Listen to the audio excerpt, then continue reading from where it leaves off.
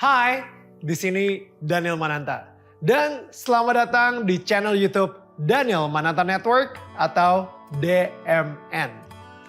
Di sini gue berharap para penonton setia kita bisa bertransformasi hidupnya dari konten-konten yang kita upload. Makanya tagline kita adalah Transforming Lives Through Media. Gue percaya bahwa semakin sering kita memasukkan pikiran kita dengan hal-hal yang baik, tindakan dan perbuatan kita pun Seorang anak muda hebat dari Indonesia, Jakarta. Anak muda ini Cindo, tapi dia sangat luar biasa. Yang kita tahu bahwa Cindo hanya egois dengan karir mereka, dengan dirinya sendiri. Tapi orang ini tidak. Jadi dari situ aku mulai berpikir bahwa semua orang Indonesia memiliki darah Indonesia, meskipun ada keturunan, tapi tetap cinta nasional yang sangat tinggi. Begitu juga dengan anak muda ini. Dia adalah Daniel Mananta, seorang Cindo yang sangat luar biasa, inspiratif, dan memberi banyak insight positif dalam setiap acara yang dia kerjakan.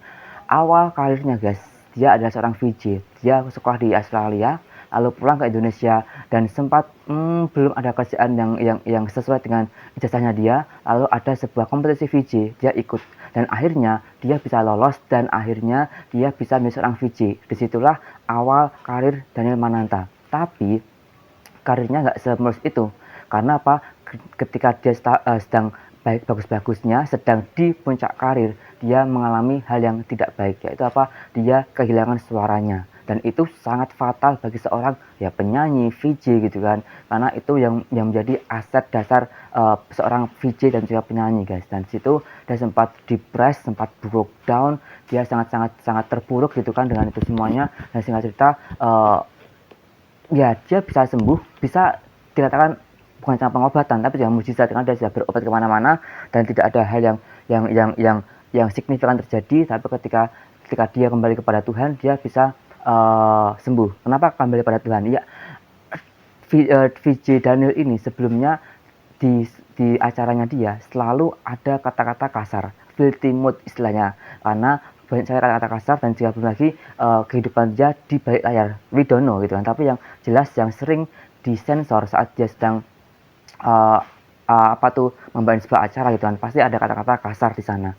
Dan setelah dia mengalami sakit dan dia kembali ke dunia entertainment, dia sangat berubah drastis. Kenapa? Pertama, kata-katanya nggak sekasar dulu. Yang kedua, dia sangat positif. Dia bisa dikatakan salah satunya VJ yang paling terkenal dan masih eksis sampai hari ini, yaitu VJ Daniel. Dan dia, Daniel Mananta, juga punya banyak acara, punya banyak movement ya. Dia juga pernah mengisi acara tentang charity, tentang sebuah cinta lingkungan. Dia juga pernah mengisi sebuah video pendek gitu ya, ketika Nugi membuat sebuah movement tentang cinta lingkungan. Lalu juga dia juga banyak sekali hal yang dia kerjakan, bukan tentu lewat karyanya dia sebagai seorang VJ.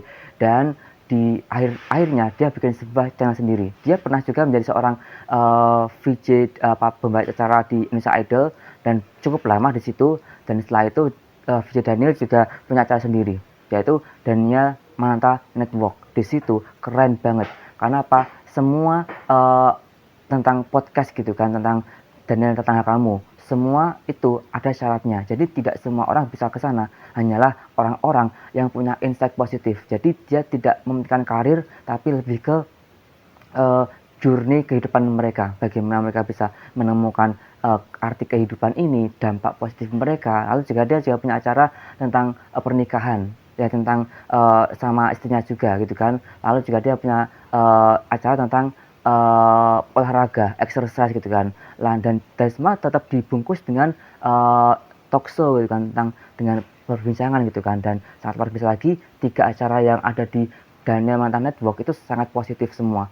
Di tetangga kamu itu tentang orang bisa berubah hidupnya dan tentang sisi kehidupan mereka. Lalu juga di The Journey of Love tentang pernikahan, dan juga yang ketiga tentang exercise gitu. Kita punya habit untuk sehat, karena itu juga berpengaruh dengan mental kita. Yang lalu juga yang keempat adalah tentang bagaimana acara tentang bagaimana kita punya bapak, karena itu sangat luar biasa sekali sih ya, dan itu sangat keren. Ini salah satu anak muda yang keren sekali karena dia bukan cuma berprestasi tapi juga berdampak. Dan Daniel Mananta juga membuat aku terbuka lebar tentang pikiranku ya, bahwa seorang Cindo yang selama ini kita anggap egois ternyata enggak, karena Daniel Mananta memberi kita insight positif bahwa dia adalah Cindo tapi sangat cinta Indonesia dan dia ingin membagi kebaikan bagi Indonesia. So, jadilah anak muda yang keren.